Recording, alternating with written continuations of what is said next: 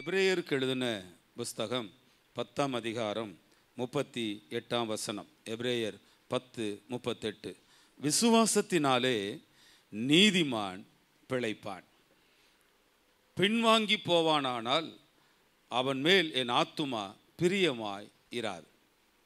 தேவன் தன்னுடைய பிரியத்தை குறித்து பேசுகிறார். யார் மேலே நான் பிரியமாக இருப்பேன்? பின்வாங்கி போகிறவன் மேலே நான் பிரியமாக எப்படி இருக்க முடியும்? ஆனால் விசுவாசமாக இருக்கிறவன் மேலே நான் பிரியமாய் இருப்பேன். அதைத்தான் எபிரேயர் 11ஆம் அதிகாரம் 6ஆம் வசனம் சொல்லுகிறது. விசுவாசம் இல்லாமல் தேவனுக்கு பிரியமாய் இருப்பது கூடாத காரியம். தேவனுக்கு பிரியமாய் இருக்கணும்னா நாம் அவரை விசுவாசித்தால் நாம் அவருக்கு பிரியமாய் மாறுகிறோம்.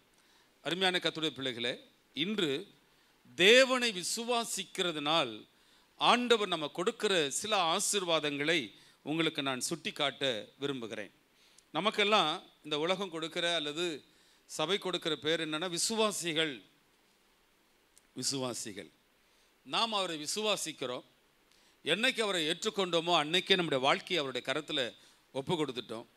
அந்த விசுவாசமானது நம்பப்படுகிறவையின் உறுதியும் காணப்படாதவர்களின் நிச்சயமாய் இருக்கிறது என்று வேதம் சொல்லுகிறது. அந்த விசுவாச பாதையில் நடக்கிற நம்முடைய விசுவாசம் எப்படிப்பட்ட விசுவாசமாக இருக்கிறது என்று நீங்களும் நானும் கவனிக்க வேண்டும். அக்கினி ஜுவாலையில் போடும் பொழுது அந்த 3 பேருடைய விசுவாசம் அக்கினி ஜுவாலையினுடைய ஆக்ரோஷத்தை அவிழ்த்து போட்டது. சிங்க கெபியிலே போடும் பொழுது தானியேலுடைய விசுவாசம் சிங்கத்தினுடைய வாய்களை கட்டி போட்டது. கர்த்தருடைய நாமத்திற்கு மகிமை உண்டாகட்டும். இன்னைக்கு நம்ம விசுவாசிக்கிறோமா? நம்முடைய விசுவாசம் எப்படி இருக்கிறது? விசுவாசம் எப்படி இருக்கிறது என்றால் விசுவாசத்தினுடைய சில வகைகளை குறித்து நாம் அறிந்து கொள்ள வேண்டும். ஒரு 10 வகையான விசுவாசத்தை உங்களுக்கு நான் சுருக்கமாய் நான் சொல்ல விரும்புகிறேன். அந்த 10 வகையான விசுவாசத்தில் நம்முடைய விசுவாசம் எப்படி இருக்கிறது என்பதை அறிந்து கொள்ள வேண்டும். முதலாவதாக பேதுருவை குறித்து ஆண்டவராய் இயேசு கிறிஸ்து அந்த கடலில் அவர் நடந்து வரும் பொழுது அந்த அலைகளையும் காற்றையும் கண்டு பயந்து அவர் அமிழ்ந்து போகும் பொழுது இயேசு என்ன செய்தாராம்?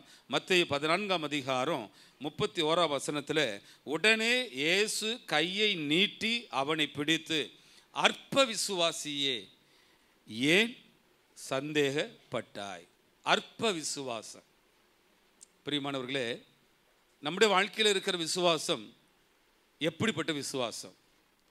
பேதுரு மூழ்க காரணம் அவருடைய விசுவாசம் அற்பமாக இருந்தது. அற்பமாக இருந்தால் நாம் சில விஷயங்களிலே மூழ்கி கொண்டே இருப்போம். இன்னைக்கு அந்த அற்பமான விசுவாசத்தை நாம் களைந்து போட வேண்டும். இரண்டாவதாக ஒரு விசுவாசத்தை குறித்து வேதம் சொல்லுகிறது. யாக்கோபு 2ஆம் அதிகாரம் 17ஆம் வசனத்தில் அப்படியே விசுவாசமும் கிரியை இல்லாது இருந்தால் தன்னிலே தானே செத்ததாக இருக்கும்.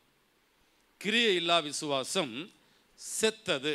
அப்படியானால் செத்த விசுவாசம். நம்முடைய வாழ்க்கையில் விசுவாசம் இருக்கிறது. அந்த விசுவாசத்தில் ஜீவன் இருக்கிறதா? ஒரு பெரிய சிங்கமாக இருந்தாலும் செத்த சிங்கத்தை பார்க்கிலும் உயிருள்ள நாய் வாசி என்று வேதம் சொல்லுது. சிங்கம் செத்து போச்சுன்னா அது சிங்கமாக இருந்தாலும் அதுக்கு மதிப்பு இல்லையா? அது எவ்வளோ பலமாக இருந்தாலும் அது செயல்படாதான். அப்போ விசுவாசம் நம்முடைய வாழ்க்கையிலே செத்து போகக்கூடாது. செத்த விசுவாசம் நம்முடைய வாழ்க்கையில் இருக்கா?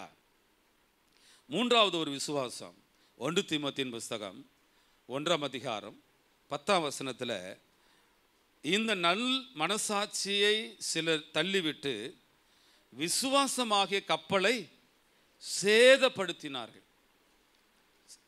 சேதப்படுத்தப்பட்ட விசுவாசம், காயப்பட்ட விசுவாசம், பலவீனப்பட்ட விசுவாசம், சேதப்படுத்தப்பட்ட விசுவாசம். அதற்கு யார் காரணமாக இருந்தாங்களா? அந்த 20ஆம் வசனத்தை ஒருத்தர் வாசிங்க பார்க்கலாம். 1 தீமோத்தேயு 1:19 அடுத்த வசனம் 20ஆம் வசனத்தை வாசிங்க பார்க்கலாம். இமெனேயும் அலெக்சாந்தரும் எப்படிப்பட்டவர்கள் என்றால் விசுவாச வாழ்க்கையை அல்லது விசுவாச கப்பலை சேதப்படுத்தக்கூடியவர்களாக இருந்தார்கள். பிரியமானவர்களே, நம்ம சபையை எடுத்துக்கொண்டோமானா ஆண்டவர் மேல் ஒரு விசுவாசம் அவர்களுக்கு இருக்கும். தேவாலயத்துக்கு போய் ஜெபிக்கிறதுனால நமக்கு ஒரு விசுவாசம் அந்த மக்களுக்கு இருக்கும். நம்ம என்ன செய்யக்கூடாதுன்னா அவங்க விசுவாசத்தை சேதப்படுத்திடக்கூடாது.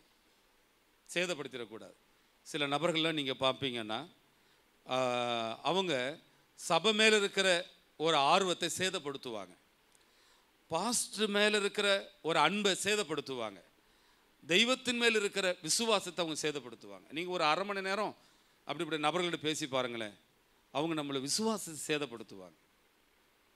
அப்படிப்பட்டவங்களை என்ன செய்யக்கூடாதுன்னா அவங்களோட நம்ம ஐக்கியமே வைக்க வேணாம். அப்படிப்பட்டவங்களை இங்கே பவுல் என்ன செய்தாராம், சாத்தானிடத்தில் அவர்களை என்ன செய்தாராம், ஒப்பு கொடுத்துட்டாராம். சிலர் நீங்கள் கவனிச்சிங்கன்னா சபையை விட்டு கோச்சிட்டு போயிடுவாங்க, அதில் பாஸ்டர் குறை சொல்லிகிட்டே இருப்பாங்க. நீங்கள் ஏதாவது ஒரு விசேஷத்துக்கு கூப்பிட்டு பாடுங்களேன், அவங்க 4 பேர் மத்தியில் வர்றதுக்கு வெக்கப்படுவாங்க, பாஸ்டர் ஃபேஸ் பண்ணுறதுக்கு வெக்கப்படுவாங்க. எல்லாரும் போனதுக்கப்புறம் நான் வரேன். நான் என்ன சொல்ல வரேன்னா, அப்படிப்பட்டவங்களை ஏன் கூப்பிடணும்? உங்களுக்கே சில ஒரு புரிதல் வேணும்.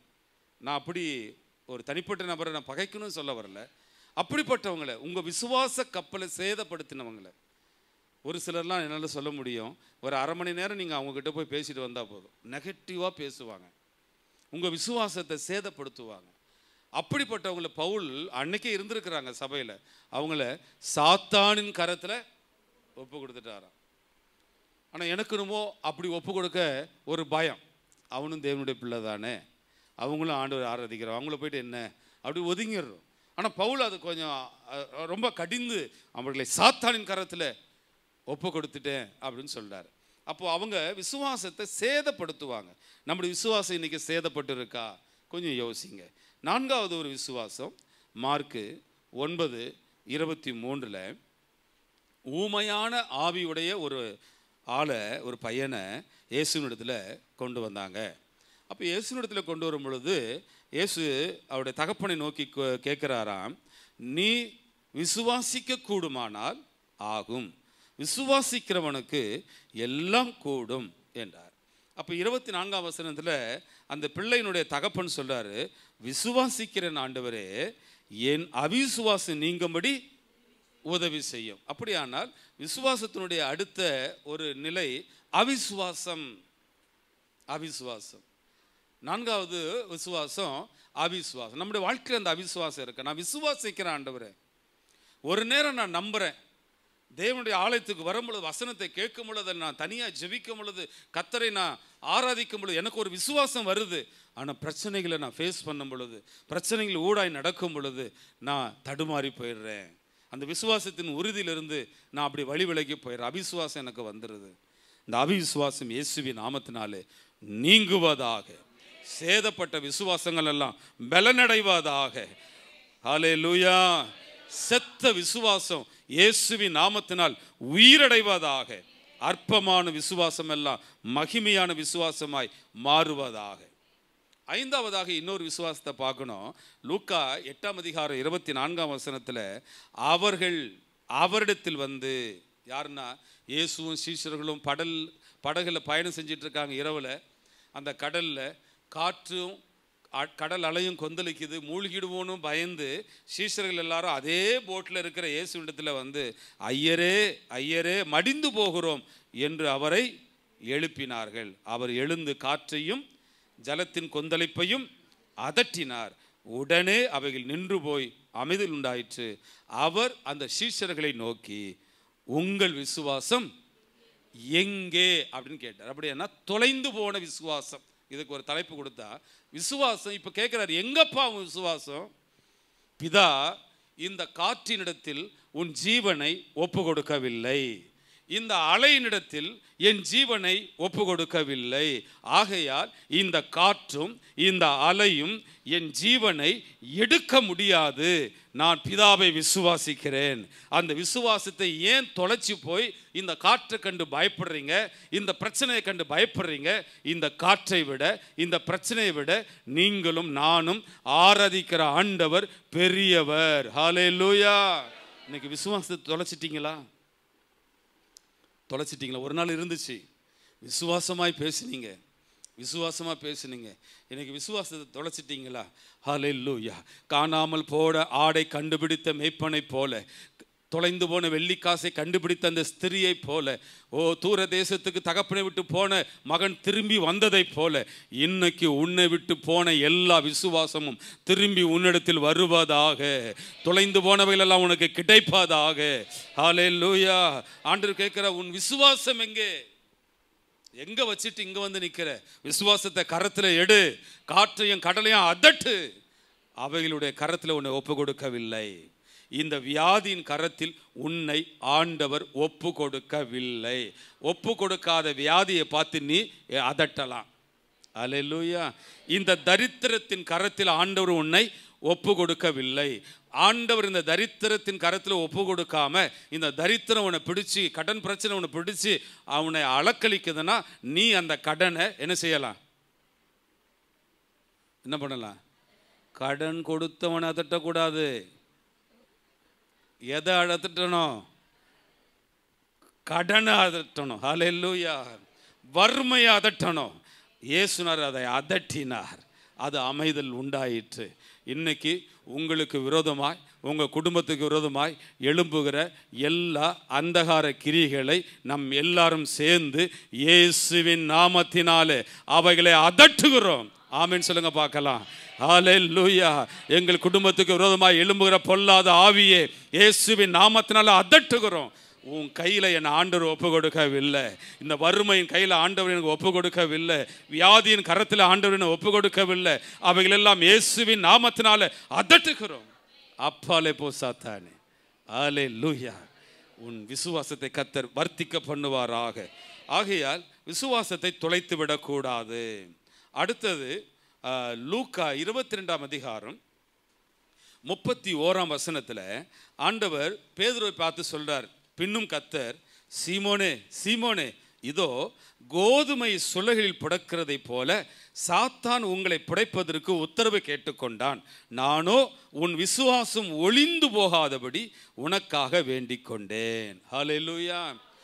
உன் விசுவாசம் ஒளிந்து போகக்கூடாது. அப்படியானால் ஒளிந்து போகிற விசுவாசம், ஒளிந்து போகிற விசுவாசம். கர்த்தர் உங்களுக்கு விசுவாசத்தை கொடுத்துருக்கிறார் பிரதர். கர்த்தர் உங்களுக்கு விசுவாசத்தை கொடுத்துருக்கிறார். பேதுரு பிரதான ஆசாரியனுடைய அரண்மனையில் இயேசுவை விசாரிக்கும்படி கொண்டு போனாங்க. பின்னாடியே போறாரு. ஒருத்தன் கேட்குறான், நீ இயேசுவோடு இருந்தவர்களில் ஒருவன் அல்லவா அப்படின்னு கேட்கும் பொழுது ஆண்டவர் சொன்ன, உன் விசுவாசம் ஒளிந்து போகக்கூடாதுப்பா. உன் விசுவாசம் ஒளிந்து போகக்கூடாது. நீ என்னை மறுதளிக்க கூடாது. ஆமான் தைரியமாக சொல்லணும் என்கிறதான அந்த விசுவாசம் எல்லாம் அவன் என்ன செய்தான்னா தொலைத்துட்டான். அவன் அந்த விசுவாசமே இல்லாமல் போயிடுச்சு. விசுவாசமே இல்லாமல் ஒளிஞ்சு போச்சு. அவனுக்குள்ளே இருக்கிற அந்த ஜீவன், அவனுக்குள்ளே இருக்கிற அந்த கொஞ்சம் ஜபம், அவனுக்குள்ளே இருக்கிற அந்த கொஞ்சம் பரிசுத்தம் சில நேரங்களில் ஒளிந்து போகலாம். ஹல்லேலூயா. ஆனால் ஒளிந்து போன நிலையில் இன்னைக்கு வந்திருப்பாயானால், பேதுரு மனம் கசந்து அழும் பொழுது, ஹல்லேலூயா, அவன் இழந்து போன அத்தனையும் திரும்ப கர்த்தர் அவனுக்கு கொடுத்து அவனை ஒரு விசுவாச வீரனாய் கர்த்தர் மாற்றினதை போல இன்னைக்கு ஒளிந்து போன விசுவாசத்தை நீக்கி ஜீவனும் ஆரோக்கியமும் புது பலனும் உண்டாகிற விசுவாசத்தை கர்த்தர் நமக்கு தருவாராக. ஹல்லேலூயா. இப்படிப்பட்ட விசுவாசங்கள் உடையவர்களாய் நாம் இராமல் எப்படிப்பட்ட விசுவாசம் உள்ளவர்களாய் இருக்க வேண்டும்?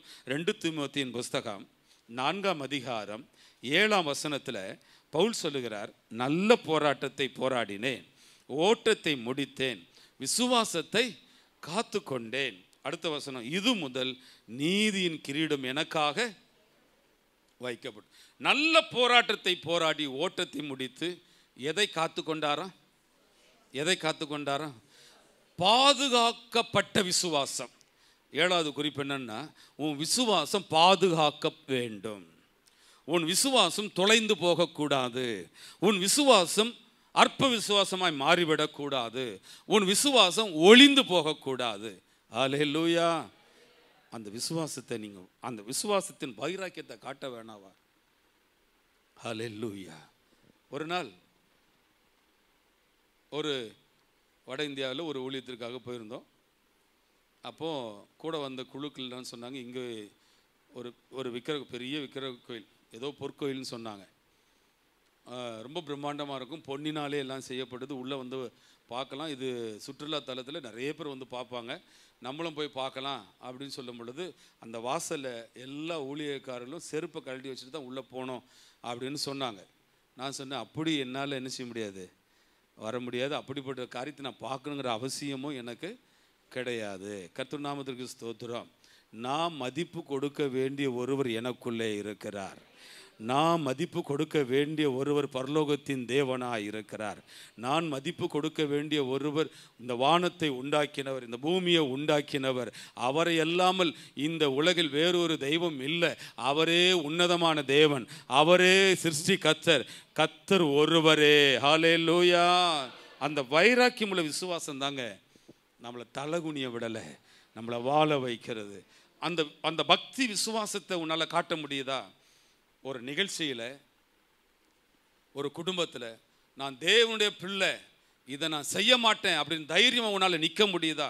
ஒரு காரியத்தில் ஊரோடு ஒன்றி போகிறாயா அல்லது வேறு பிரிக்கப்பட்டவனாய் உன்னை நீ காட்டுகிறாயா? கர்த்தருடைய நாமத்திற்கு மகிமை உண்டாகட்டும். பிரியமான கர்த்தருடைய பிள்ளைகளே, உங்கள் விசுவாசம் பாதுகாக்கப்பட வேண்டும். உன் விசுவாசம், ஆண்டவர் சொல்றாரு இங்கே, பவுல் சொல்றாரு, நல்ல போராட்டத்தை போராடி ஓட்டத்தை முடித்தேன், விசுவாசத்தை காத்து கொண்டேன். கர்த்தர் உங்கள் கையில் கொடுக்குற விசுவாசம் அது விலையேறப்பட்டது. இன்னைக்கு தொலைச்சிடக்கூடாது. அதை பாதுகாக்கணும், அதை காத்து கொள்ளணும். அடுத்தது மத்தேயு எழுதின சுவிசேஷம் 15ஆம் அதிகாரம் 28ஆம் வசனத்தில் 12 கானானிய ஸ்திரியை குறித்து அங்கே போட்டிருக்கு. கானானிய ஸ்திரீ தன் மகளுக்காக இயேசுவினிடத்தில் விண்ணப்பம் செய்கிறார். என் மக உடம்பு சரியில்லை, நீங்கள் சுகமாக்கணும். ஆண்டவர் சொன்னார், நீ ஆண்டவரை ஏற்றுக்கொள்ளாத, பிரமாணங்களின்படி கீழ்ப்படியாத, சத்தியத்தின்படி வாழாத, கானான் தேசத்திலிருந்து வரதுனால பிள்ளைகளின் அப்பத்தை அப்படி கட்டுப்பாடுக்குள் இல்லாதவங்களுக்கு எப்படி கொடுப்பது, பிள்ளைகளின் அப்பத்தை நாய்க்குட்டிகளுக்கு எப்படி போடுவது அப்படின்னு சொல்லும் பொழுது அவர் சொன்னால், மெய்தான் ஆண்டவரே, நீங்கள் சொல்கிறது கரெக்டு தான், நீங்கள் சொல்கிறது கரெக்டு தான். ஆனால் அந்த பிள்ளைகளுக்கு கொடுக்கும் பொழுது சில துணிக்கைகள் கீழே விழுமே, அந்த கீழே விழுற துணிக்கைகள் நாய்கள் தின்னுமே அப்படின்னு சொன்ன உடனே இயேசு என்ன சொன்னார்னா, இயேசு அவளுக்கு பிரதித்திரமாக, ஸ்திரீயே, உன் விசுவாசம் பெரியது, பெரியது. ஸ்தோத்திரம். முதலாவது நம்ம விசுவாசத்தை பாதுகாக்கணும். ரெண்டாவது நம்முடைய விசுவாசத்தை என்ன பண்ண, வர்த்திக்க பண்ணணும். இந்த விசுவாசத்தை வர்த்திக்கணும். நான் ஆராதிக்கிறவர் இன்னார் என்று அறிவேன். ஹல்லேலூயா. ஆகையால் வாழ்வானாலும் தாழ்வானாலும், அது உயர்வானாலும், எந்த சிருஷ்டியானாலும், பசியானாலும், நிர்வாணமோ பசியோ வறுமையோ எதுவானாலும் கிறிஸ்துவின் அன்பை விட்டு பிரிக்க மாட்டாதென்று நிச்சயித்திருக்கிறேன், நிச்சயித்திருக்கிறேன். கர்த்தருடைய நாமத்திற்கு மகிமை உண்டாகட்டும். அப்போ பெரிய விசுவாசமாய் நம்முடைய விசுவாசம் மாறணும். இன்றைக்கி நம்ம விசுவாசம் எப்படி இருக்குது? சின்ன விசுவாசமாக இருக்கா? சொல்லுங்கள். பெரிய விசுவாசம். சில காரியங்களை நம்ம இயற்கையாகவே நம்புவோம். இப்போ நேரம் நீங்கள் மேலே மாடிப்படி ஏறி 2 மாடிப்படி ஏறி நீங்கள் வந்து ஆலயத்தில் உட்காருங்க. இங்கே வந்து யாராவது அஸ்திபாரத்தை நோண்டி பார்த்துட்டு ஸ்ட்ராங்காக இருக்கா, நம்ம உட்காந்தா தாங்குமா, இல்லை டொட்டொன்னு உடஞ்சி அப்பளம் மாரி விழுந்துருமா அப்படின்னு விசுவாசிக்காமல் வந்து உட்காந்திங்களா? இல்லை. இது முடித்த உடனே பஸ்ஸில் போகிறீங்கன்னு வச்சுப்போம், அந்த பஸ்ஸு டிரைவர் லைசன்ஸ் எடுத்தாரா, ஓட்ட தெரியுமா, ஓட்ட தெரியாதா, அவர்கிட்ட போய் பேட்டி கேட்டுட்டா நீங்கள் ஏறுறீங்க? விசுவாசமாக ஏறி சிலதெல்லாம் விசுவாசமாக உலகத்தின் சில காரியங்களை அறியாமல் விசுவாசிக்கிறீங்க. ஆனால் தேவனை விசுவாசிக்கிற விசுவாசம் அது உங்களுக்கு வல்லமையை கொண்டு வரும், அற்புதத்தை கொண்டு வரும். ஹல்லேலூயா. கர்த்தர் நாமத்துக்கு ஸ்தோத்திரம். அந்த ஸ்திரியை பார்த்து சொன்னார், உன் விசுவாசம் பெரிதுமா, உன் பிள்ளை ஆரோக்கியம் அடைவாளாக. உங்கள் விசுவாசம் பெருசாகிடுச்சுன்னா உங்கள் பிள்ளைகள் ஆரோக்கியம் அடைவார்கள், உங்கள் பிள்ளைகள் நன்றாக இருப்பார்கள். உங்கள் விசுவாசம் பெருசாக இருக்கணும்.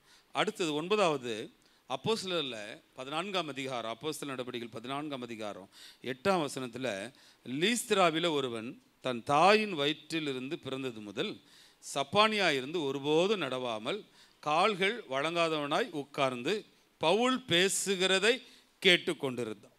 கவனிக்கணும், ஒரு சப்பானி கால் கை கீழே விழுந்து போச்சு, ஆனால் பவுல் பேசுகிறத அப்படியே கேட்குறான். நான் நினைக்கிறேன் பவுல் விசுவாசத்தை பேசிக்கொண்டே இருந்திருப்பான். இன்றைக்கி பிரசங்கம் விசுவாசத்தை குறித்து பேசுகிற மாதிரி அன்றைக்கி கேட்டுக்கொண்டே இருக்கிறான். அப்போ வேதம் சொல்லுது, பவுல் அவனை உற்று பார்க்கும் பொழுது அவனுக்குள்ளே ஒன்றை பார்த்துட்டாரு. என்ன பார்த்தாரு? ரட்சிப்புக்கு ஏற்ற விசுவாசம், பஸ்ஸில் போய் டிரைவர்கிட்ட லைசன்ஸ் இருக்கா, ஓட்ட தெரியுமா கேட்காம விசுவாசமாக உட்கார்றது அது ரட்சிப்புக்கேற்ற விசுவாசம் அல்ல. அது இது உலகத்துக்கேற்ற விசுவாசம். ஆனால் ரட்சிப்புக்கேற்ற ஒரு விசுவாசம் இருக்கிறது. இன்னைக்கு நான் கர்த்தரை ஆராதிக்க வந்திருக்கிறேன். கர்த்தர் என்னை வாழ வைக்கிற தெய்வம். கர்த்தரை நம்புகிறவன் நித்திய ஜீவனை கொடுப்பார். நான் மரித்தாலும் சந்தோஷமாக நித்தியத்துக்குள் பிரவேசிப்பேன். இது ரட்சிப்புக்கேற்ற விசுவாசம். இதை உற்று பார்க்குறாராம், அவனுக்குள்ள அது இருந்துச்சான். இன்னைக்கு நம்முடைய கண்களுக்கு தெரியாத ஒருவர் இந்த இடத்துல அசைவாடுகிறார். உன் இருதயத்தை அவர் உற்று பார்க்கிறாரு. இந்த ரட்சிப்புக்கு ஏற்ற விசுவாசம் உங்களுக்குள்ள இருக்குமானா, அல்லேலூயா.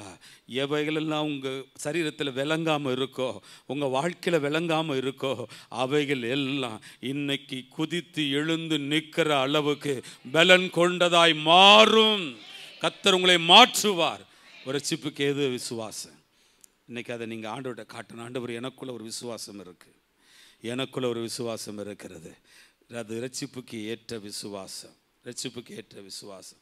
கர்த்தர் நாமத்திற்கு ஸ்தோத்திரம். 10வது ஒரு குறிப்பை சொல்லிட்டு நான் பிரசங்கத்துக்குள்ள நுழைய விரும்புகிறேன். 10வது ஒரு விசுவாசம் 1 யோவான் 5ஆம் அதிகாரம் 4ஆம் வசனத்தில், தேவனால் பிறப்பதெல்லாம் உலகத்தை ஜெயிக்கும், நம்முடைய விசுவாசமே உலகத்தை ஜெயிக்கிற ஜெயம். ஜெயம். கர்த்தர் நாமத்திற்கு ஸ்தோத்திரம். நம்முடைய விசுவாசம் இந்த உலகத்தை ஜெயிக்கிற ஜெயம். விசுவாசம் இருந்துச்சுன்னா இந்த உலகத்தை ஜெயிக்கலாமா? உலகத்தை ஜெயிக்கிற விசுவாசம். இன்னைக்கு நமக்கு அது வேணும். இந்த உலகம் நம்மளை கீழே தள்ளிடும்.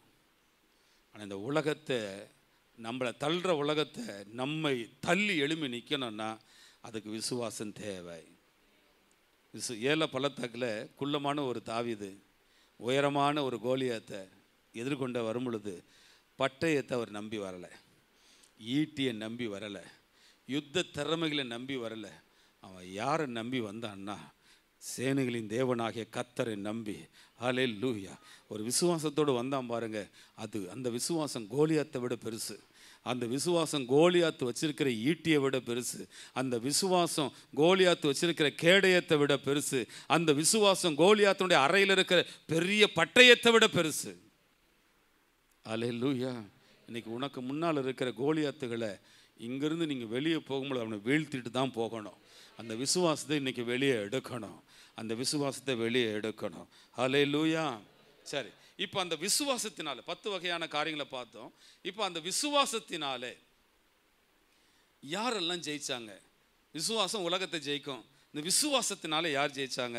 மார்க் 5:34 12 வருஷமாக பெரும்பாடு உள்ள ஒரு ஸ்திரீ, இயேசுவின் வஸ்திரத்தை தொட்டால் ஆகியும் சுகமாயிடுவேன் அப்படின்னு விசுவாசத்தோடு வந்து தொட்டா, இயேசுனுடைய சரீரத்திலிருந்து ஒரு வல்லமை புறப்பட்டு போச்சு. என்னை தொட்டது யார் அப்படின்னு கேட்கும் பொழுது அவள் நடுங்கி போய் நிற்கிறா. அப்பொழுது இயேசு அவளை பார்த்து, மகளே, உன் விசுவாசம் உன்னை ரட்சித்தது, நீ சமாதானத்தோடு போ. அந்த ஸ்திரீ எங்கிருந்து வந்தான்னு தெரியல, எந்த குடும்பத்தை சார்ந்த ஒரு ஸ்திரீன்னு தெரியல. அவ உபவாச ஜெபம் ஜெபிக்கிறவளா, பிரமாணத்தை கை கொள்றவளா, அல்லது ஊழியம் செய்கிறவளா, ஒன்றுமே தெரியல. ஆனால் இயேசுனார் பார்த்தாரு, உன் விசுவாசம் உன்னை ரட்சித்தது. அடுத்தது மார்க் 10:52 பர்திமேயு குருடன் இயேசுவிட்ட ஓடுறான். நசரனாகிய தாவீதின் குமாரனே எனக்கு இறங்குன்னு ஓடி வரும்போது எல்லாரும் அதட்டினாங்க. என்ன, எதனால் அதட்டிருப்பாங்க? கூச்சல். சில நேரங்களில் சபையில் கூட ஒரு கூச்சல் நிறைந்த ஆராதனை நீ போடும் பொழுது மற்றவங்களெல்லாம் உங்களை அதட்டலாம். ஆனால் அவனுக்குள்ள இருக்கிற ஒரு விசுவாசம், எனக்கு முன்னால் ஒருவர் இருக்கிறார், அவர் தாவீதின் குமாரன், அவரை என்னால் பார்க்க முடியல, என் கண்ணால் பார்க்க முடியல, ஆனால் அவரால் என்னை பார்க்க முடியும். நான் அவர்கிட்ட நெருங்க முடியல, ஆனால் அவரால் என்னை நெருங்கி வர முடியும். நான் அவர்கிட்ட மேலே ஏறி போக முடியல, என்ன அவரால் தூக்கி எடுக்க முடியும்னு விசுவாசம் பாருங்க. கிட்ட வந்தான். ஆண்டவர் சொன்னார், நீ போகலாம், உன் விசுவாசம் உன்னை. ரொம்ப சிம்பிளுங்க. தேவாலயத்தில் எல்லாரும் ஆராதிக்க போவாங்க. இப்படிப்பட்டவங்க எங்க இருந்து பிச்சை கேட்பாங்க? ஆராதனைக்கு வெளியே இருந்து பிச்சை கேட்பாங்க. ஆராதிக்காதவனுக்கு கூட, ஆராதனை கலந்து கொள்ளாத முடியாதவனுக்கு கூட ஒரு விசுவாசம் உயிரோட்டம் செய்யுமானா, கர்த்தரை ஆராதிக்கிறவர்களுக்கு எத்தனை மடங்காக அந்த விசுவாசம் பெருகி இருக்கும். ஹல்லேலூயா. நம்ம அந்த விசுவாசத்தை கையில் இன்னும் எடுக்கலை, ஆனால் இன்னைக்கு நம்ம எடுக்க போகிறோம். லூக்கா 7ஆம் அதிகாரத்தில் ஒரு பந்தி விசாரிப்பு ஒரு மனுஷனுடைய வீட்டில் நடக்கும் பொழுது அங்கு ஒரு ஸ்திரீ வருகிறாள். 37ஆம் வசனம் நினைக்கிறேன், வாசிங்க பார்க்கலாம். அந்த ஸ்திரீயின் பேர் என்ன? அந்த ஸ்திரீயின் பேர் என்ன? பேர் தெரியல, ஆனால் அதுக்கு பதில் ஒரு பேர் கொடுக்கப்பட்டிருக்கு. என்ன? பாவியான ஒரு ஸ்திரீ. அந்த பாவியான ஸ்திரீ வந்த உடனே இயேசுகிட்ட அவ செய்த அந்த நற்கிரிகளை பார்த்து அங்கே 50ஆம் வசனம் சொல்லுது, அவர் ஸ்திரீயை நோக்கி, உன் விசுவாசம் உன்னை ரட்சித்தது, சமாதானத்தோடு போ. கவனிக்கணும், அந்த ஸ்திரீயின் பேர் என்ன? பாவிதான். அந்த பாவியான ஸ்திரீக்குள்ள இருக்கிற விசுவாசம் அவள் பாவத்தை மன்னித்தது. ஹல்லேலூயா. விசுவாசம் என்னெல்லாம் செய்து அப்படிங்கிறத சொல்கிறேன். பெரிய தகுதி உடையவனா வந்து நீ விசுவாசத்தமாக நின்னாதான் கிரியை நடக்கும் இல்லை. நீ பாவியா இருந்தாலும் நீ விசுவாசம் உள்ளவனா இருப்பாயானால் உன் விசுவாசமே உன்னை ரட்சிக்க வல்லமை உள்ளதா இருக்கிறது. அடுத்தது 2 குருடர்கள் இயேசுக்கிட்ட வராங்க. மத்தேயு 9ஆம் அதிகாரம் அதில் பார்த்தீங்கன்னா 29ஆம் வசனத்தில் 2 குருடர்கள் வந்து இயேசுக்கிட்ட வந்து நாங்கள் பார்வையடையணும்னு சொல்லும் பொழுது, அப்பொழுது அவருடைய கண்களை இயேசு என்ன செய்தார்? தொட்டு உங்கள் விசுவாசத்தின்படி, அந்த 2 குருடரை பார்த்து சொல்லிட்டார், உங்கள் விசுவாசத்தின்படி உங்களுக்கு ஆக கடவுது. உங்கள் அன்பின்படி உங்களுக்கு ஆக கடவுதுன்னு சொன்னாரா? இல்லை. உங்கள் பரிசுத்தத்தின்படி உங்களுக்கு ஆக கடவுதுன்னு சொன்னாரா? இல்லை. உங்கள் நற்குணத்தின்படி உங்களுக்கு ஆக கடவுதுன்னு சொன்னாரா? இல்லை. உங்கள் தாழ்மையின்படி உங்களுக்கு ஆக கடவுதுன்னு சொன்னாரா? இல்லை. சில இடங்களில் சில காரியங்கள் ஆண்டவர் நமக்கு செய்வதற்கு ஆண்டவர் சொல்வார், உன் விசுவாசத்தின்படி உனக்கு ஆக கடவுது. அல்லேலூயா, அல்லேலூயா. கர்த்தர் நாமத்திற்கு ஸ்தோத்திரம். லூக்கா 5ஆம் அதிகாரத்தில் ஒரு திமிர்வாதக்காரனை அவன் தானாக வர முடியாதனால 4 பேரோ 5 பேர் சேர்ந்து கூட்டிகிட்டு வந்து ஒரு ஓலையை பிரித்து அந்த மேற்கூரையை பிரித்து இயேசுக்கிட்ட என்ன பண்ணுறாங்க? இறக்கி விட்டுட்டாங்க. இறக்கி விட்ட உடனே வேதம் சொல்லுது 20ஆம் வசனத்தில், லூக்கா 5:20, அவர்களுடைய விசுவாசத்தை அவர் கண்டு திமிர்வாதக்காரனை நோக்கி, மனுஷனே உன் பாவங்கள் மன்னிப்பு. அப்போ படுத்திருக்கிறவர் யாரு? பாவம் நிறைந்த ஒரு திமிர்வாதம். பாவம் மன்னிக்கப்பட்டதுன்னு சொன்ன உடனே அவர் என்ன பண்ணிட்டாரு? எழுந்துட்டார். அற்புதம் நடந்துச்சு. அப்படியானா அவர் திமிர்வாதமாக இருந்ததுக்கு என்ன காரணமாக இருந்திருக்கு? பாவம். இப்போ படுத்திருக்கிறவர் பெரிய பரிசுத்தவான் இல்லை, அப்படிதானே? கட்டில் படுத்திருக்கிறவர் பெரிய பரிசுத்தவான் இல்லை. இப்போ இயேசுக்கு முன்னால் இருக்கிற திமிர்வாதக்காரனும் பரிசுத்தவான் இல்லை. இந்த இயேசுக்கிட்ட கொண்டு வந்தாங்க பாருங்க, இந்த 4 பேர் வச்சுப்போமே, எப்படி கொண்டு வந்தாங்க? மேலே ஓட்டை பிரித்து கீழே. அப்போ நான் அதை எப்படி பார்க்குறேன்னா, ஒருவேளை இந்த ஓட்டை பிரித்து உள்ளே இறங்கி திருடி நல்லா பழக்கப்பட்டவனாக இருப்பானுங்க பொழுது பார்த்துருப்பான். கூட்டம் இறங்கி இப்படிலாம் போன வேலைக்காப்பா, என் கை வைத்த ஒன்று இருக்குது, ஓட்டை பிரித்து இறங்கிடலாம், ஸ்தோத்திரம். அவங்கள பார்த்தா அவ்வளோ ஒன்றும் நல்லவனுங்க மாதிரி தெரியல. யார் வீட்டு ஓட்டை யார் பிரிக்கிறது? சரசரன்னு ஏறி என்ன பண்ணிட்டானுங்க? பிரிச்சுட்டானுங்க. சரி, 2வது, இயேசுவை பார்க்க காலையிலேருந்து சாயந்தரம் வரைக்கும் கூட்டம் என்ன பண்ணுது? கியூவில் நிற்கிது. இவனுங்க என்ன பண்ணானுங்க? வரிசையாக தானே போயிருக்கணும். தான் வரிசையின்படி போகாமல், யாரை பற்றியும் கவலைப்படாமல், அன்றைக்கெல்லாம் புது படம் ரிலீஸ் ஆச்சுன்னா அந்த டிக்கெட் கவுண்டரில் நிற்கும் போது சில ரவுடிங்க வருவாங்க. வந்து அவனுக்கு என்ன பண்ணுவாங்கன்னு, பின்னாடி வந்தாலும் ஆள் மேலே ஏறி தோல் மேலே நடந்து போவாங்க. அந்த முதல்ல கவுண்டரில் போய் என்ன பண்ணுவாங்க? ஸ்தோத்திரம். இந்த அராஜகம் முடித்தவங்க தான் எவனாவது ஒருத்தன் அந்த கூட்டத்தில் கேட்டிருப்பான், ஏன்பா நான் தான் காலையிலேருந்து இருக்கிறேன்னு இயேசுவை பார்க்க, நீ இப்போ தானே வந்த அந்த திமிர்வாதக்காரனு நாங்கள் நில்லுனவொடனே இவனுங்க 4 பேர் என்ன பண்ணுவாங்க? டேய் அவ்வளோதான் உன்னை. அப்படிப்பட்ட டீமாக தான் இந்த டீம் இருந்திருக்கும். பார்த்தா அவங்க சைகள்லாம் பார்த்தா அப்படி தான் தெரியுது. சடன்னு ஏறுறாங்க, மேலே ஓட்டை இறக்குறாங்க, பிரிக்கிறாங்க, யாரும் ஒன்றும் என்ன பண்ண முடியல. ஆமாம். அடுத்தது அவனோட குணம் என்னன்னா, நான் கொண்டு வர இவனை தான் சுகமாக்கணும், மற்றவங்களை குறித்து அவனுக்கு கவலை இல்லை. மற்றவங்களும் எத்தனையோ பேர் வியாதிஸ்தர்கள் தானே, அவங்களும் வியாதிஸ்தர்கள் தானே, அவங்களுக்கும் பிரச்சனை இருக்க தானே செஞ்சுருக்கு. சிலருக்கு என்னென்னா நான் மட்டும் நல்லா இருந்தால் போதும். ஸோ அப்போ பார்த்தா இயேசுக்கு முன்னால் இருக்கிறது எல்லாமே வத்தலும் சொத்தலும், படுத்திருக்கிறது கூட பாவி தான். அல்லேலூயா, ஸ்தோத்திரம். இந்த சூழ்நிலையில் நான் இருந்தேன்னா எனக்கு ஜெபமே ஓடாது. ஆனால் இயேசுனார் அப்படி இல்லை. அவ்வளவு மோசம் நிறைந்த குணங்கள் இருந்தாலும் ஒரு விசுவாசத்தை பார்க்குறாரு, ஒரே ஒரு நல்ல காரியத்தை பார்க்குறாரு. ஒரு நைட் ப்ரேயரில் ஒருத்தர் ரொம்ப அருன்னு அறுத்துட்டார். கிட்டத்தட்ட 2 மணி நேரம் எல்லாம் தூங்கி என்ன பண்ணுறாங்க? விழுறாங்க. அப்போ பிரசித்தி பெற்ற ஒரு பிரசங்கியார், உங்களுக்கு எல்லாம் தெரியும் அவரை, ரொம்ப அவர் வந்தார். அடுத்தது அவர் தான் மைக்கு பிடிச்சார்.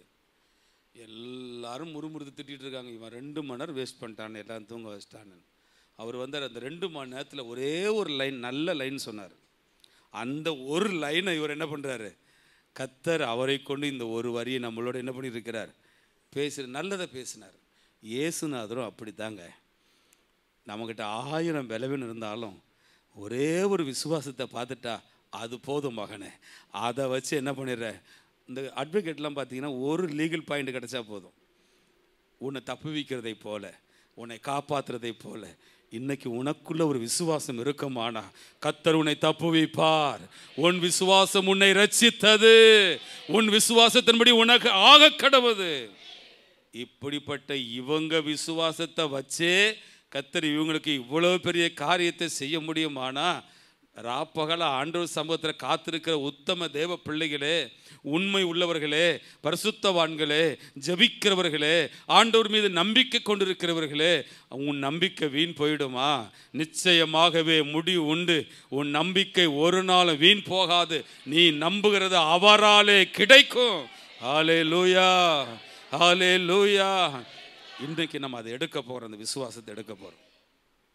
கூனி குறுகி போயிருக்கிறீங்களா? அந்த விசுவாசத்தை எடுங்க.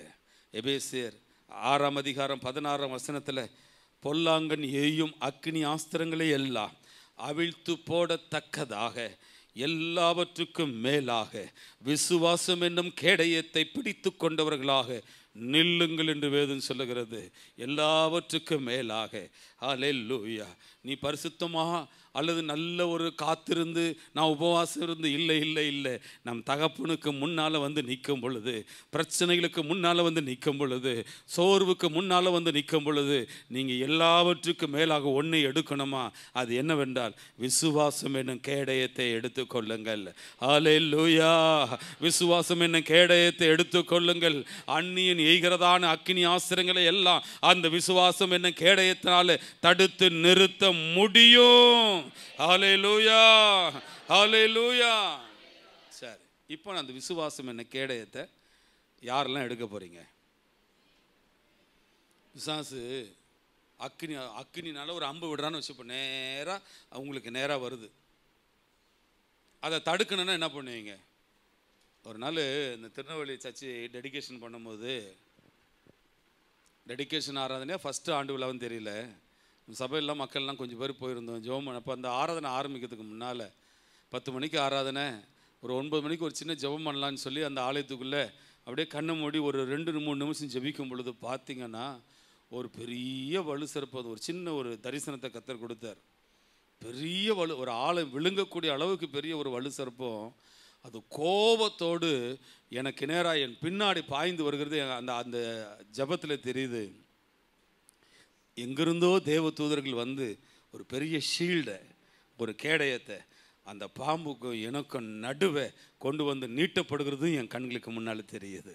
ஹல்லேலூயா.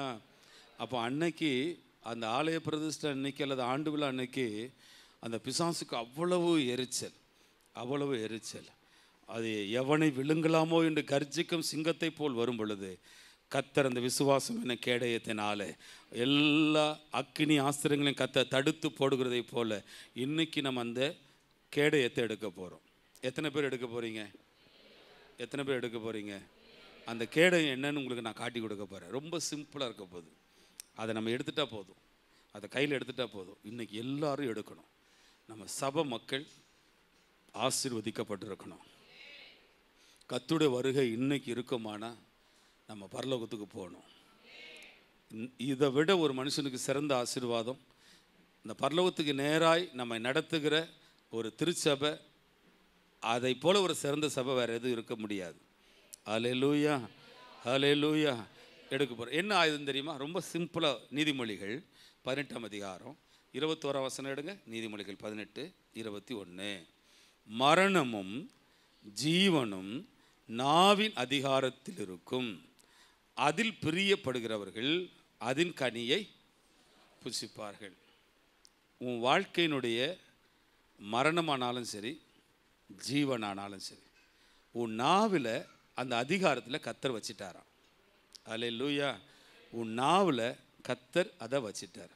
இப்போ அந்த நாவில் எடுக்க போகிறோம்.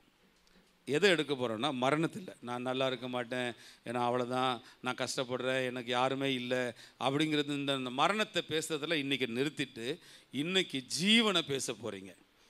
அல்லேலூயா. ஜீவனை பேச போகிறீங்க. நீங்கள் பேசணும். 2 கொரிந்தியர் 4ஆம் அதிகாரம் 13ஆம் வசனத்தில் பவுல் சொல்கிறாரு, விசுவாசித்தேன் ஆகையால் பேசினேன் என்று எழுதியிருக்கிறபடி நாங்களும் அந்த விசுவாசத்தின் ஆவியுடையவர்களாயிருந்து விசுவாசிக்கிறபடியால் என்ன செய்கிறோம்? பேசுகிறோம். விசுவாசத்தை பேசணும். விசுவாசிக்கிறபடியால் என்ன செய்யணும்? பேசணும். இப்போ நம்ம எல்லாம் கொஞ்ச நேரம் பேச போகிறோம். நம்முடைய நாவில் ஜீவன் இருக்கான். இப்போ அந்த கேடயத்தை மட்டும் இன்னைக்கு இந்த ஞாயிற்றுக்கிழமை நம்ம எடுக்க போகிறோம். அல்லேலூயா. எத்தனை பேர் ரெடியாக இருக்கீங்க? ஏசுனாரு அந்த பாவியாகிய ஸ்திரீகிட்ட என்ன சொன்னார்? உன் விசுவாசத்தின்படி ஆக கடவுது.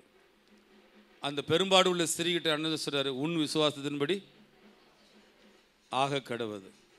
பர்திமேயு குருடன்ட்ட என்ன சொன்னார்? உன் விசுவாசத்தின்படி. நீங்கள் என்னத்தை விசுவாசிக்கிறீங்களோ அதன்படி உனக்கு இன்னைக்கு நடக்கும். என்னத்தை விசுவாசிக்கிறீங்க? எப்படி தெரியும்? நம்முடைய நாவின் அறிக்கை தான். நான் விசுவாசிக்கிறத இப்போ நான் பேச போகிறேன். எனக்கு ஆண்டவர் சிந்தையில் மூளையில் கொடுத்தது என் இருதயத்துக்குள்ளேருந்து இப்போ வெளியே வரப்போகுது. என் இருதயத்துலேருந்து வெளியே வரப்போகுது. ஜீவனை நான் பேச போகிறேன். உலர்ந்த எலும்புகளை ஆண்டவர் சொன்னார், அதை பார்த்து நீ பேசுன்னு தான் சொன்னார். நீ பேசு. உன் நாவில் நான் ஜீவனை வச்சுருக்கிறேன். நீ பேசு. பாசிட்டிவாக பேசு.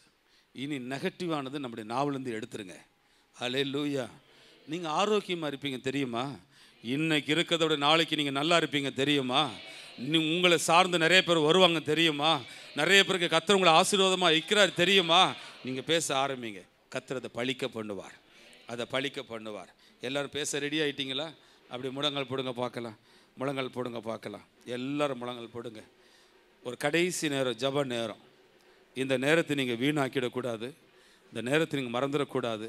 ஒரு 5 நிமிஷம் தான் நான் ஜபத்தை நடத்த போகிறேன். 5 minutes. அந்த 5 நிமிடம் நீங்கள் விசுவாசத்தை பேசணும். நான் சொல்கிறத அப்படியே நீங்கள் பின்னால் சொல்லிட்டு வாங்க. அது போதும். அந்த நான் சொல்கிறத காது மட்டும் கேட்கணும். ஆனால் உங்கள் இருதயம் விசுவாசிக்கணும். உங்கள் இருதயம் ஆண்டவரோட கனெக்ட் ஆகணும். உங்கள் இருதயம் பரலோகத்தோடு ஒரு தொடர்புள்ளதாய் மாறணும். உங்களை சுற்றி தேவ தூதர்கள் இருக்கிறாங்க. பவுல் என்ன சொன்னார்னா, பிலிப்பியர் 4ஆம் அதிகாரம் 13ஆம் வசனத்தில் அவர் பேச ஆரம்பிக்கிறார். என்ன பேசினா தெரியுமா? என்னை பலப்படுத்துகிற கிறிஸ்துவினாலே எல்லாவற்றையும் செய்ய எனக்கு பலன் உண்டு. பேசுங்க பார்க்கலாம். என்னை பலப்படுத்துகிற கிறிஸ்து ஒருவர் இருக்கிறாரு. அவரால் நான் பிசாசை ஜெயிக்க முடியும். அவரால் இந்த உலகத்தை ஜெயிக்க முடியும். அவராலே நான் இந்த பாவத்தை ஜெயிக்க முடியும். ஹல்லேலூயா. விசுவாசிக்கிறவர்களால் நடக்கும் அடையாளங்கள் என்ன? இயேசு என்ன சொன்னார் தெரியுமா? என் நாமத்தினாலே பிசாசுகளை நீங்க துரத்துவீங்க. அது விசுவாசிக்கிறவர்களால் நடக்க அடையாளங்கள். இன்னைக்கு நீ விசுவாசிப்பாயானா உங்க குடும்பத்துக்கு விரோதமாக எழும்புகிற பிசாசுகளை நீங்கள் துரத்துவீர்கள். ஆமென் சொல்லுங்க பார்க்கலாம். ஆமா, என் வாழ்க்கைக்கு விரோதமாக கிரியை செய்கிற பொல்லாத பிசாசு, நான் விசுவாசம் என்ற கேடயத்தோடு வருகிறேன். அப்பாலே போக முடியாய் பேசுகிறேன், வெளியே போக முடியாய் பேசுகிறேன். ஹல்லேலூயா. அவர்கள் சர்ப்பங்களை எடுப்பார்கள், சாவுக்கு ஏதுவானதை குடித்தாலும் அது அவர்களை சேதப்படுத்தாது. அவர்கள் வியாதியஸ்தர்கள் மேல் கைகளை வைப்பார்கள், அப்பொழுது அவர்கள் சுகமாவார்களாம். விசுவாசிக்கிறவர்களால் நடக்க அடையாளங்கள் ஆவன. இப்ப வாயில திறந்து பேசலாமா? நான் சொல்றது திரும்ப சொல்றீங்களா? நான் எனக்கு ஆபிரகாமின் ஆசீர்வாதம் உண்டு. போதாது, இந்த சத்தம் போதாது. எனக்கு ஆபிரகாமின் ஆசீர்வாதம் உண்டு. பலமும் அன்பும் தெளிந்த புத்தி உள்ள ஆவி எனக்கு உண்டு. பெரியவர் ஒருவர் எனக்குள் இருக்கிறார். இன்னும் சத்தமா, நான் ஆசீர்வதிக்கப்பட்டு இருக்கிறேன். நான் மறுபடியும் பிறந்திருக்கிறேன். நான் புது சிருஷ்டியாய் இருக்கிறேன். அறிக்கையிடுங்க. நான் சுதந்திரவாளியாய் இருக்கிறேன். நான் இயேசுவின் இரத்தத்தால் விடுவிக்கப்பட்டிருக்கிறேன். பேசுங்க. நான் இயேசுவின் இரத்தத்தால் மீட்கப்பட்டிருக்கிறேன். ஆவியின் அச்சாரை என் தலைமேல் உண்டு.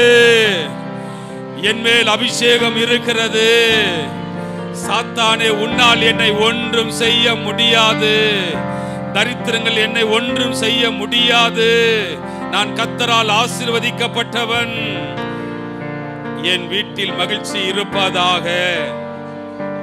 இந்த சத்தம் போதாது. விசுவாசமா பேசும் பொழுது எவ்வளவு சத்தமா நீங்க சொல்றீங்களோ அவ்வளவு விசுவாசம் கிரியை செய்ய ஆரம்பிக்கும். என் வாழ்க்கையில் மகிழ்ச்சி இருப்பதாக.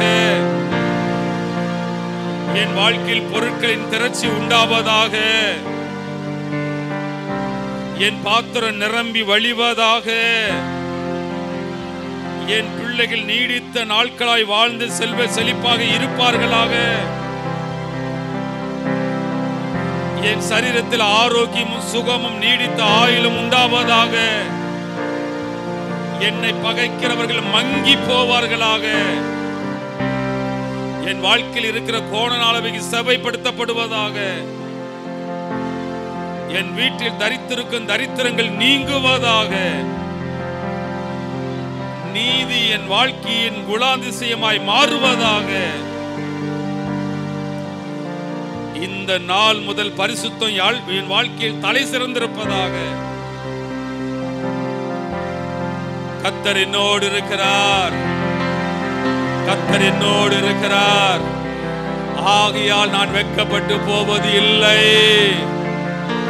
சொல்லுங்க, ஆகையால் நான் வெட்கப்பட்டு போவது இல்லை. என்னை பலப்படுத்துகிற கிறிஸ்துவினாலே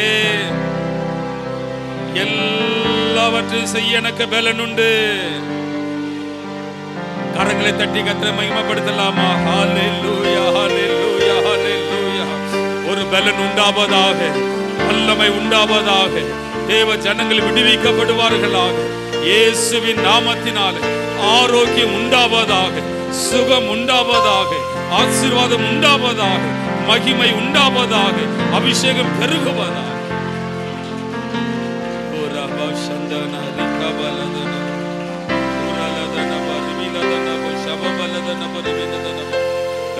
விடுதலை விடுதலை விடுதலை விடுதலை விடுதலை விடுதலை விடுதலை விடுதலை. ஆவியானவரே, நம்முடைய பிள்ளைகளை விடுவிப்பீரா.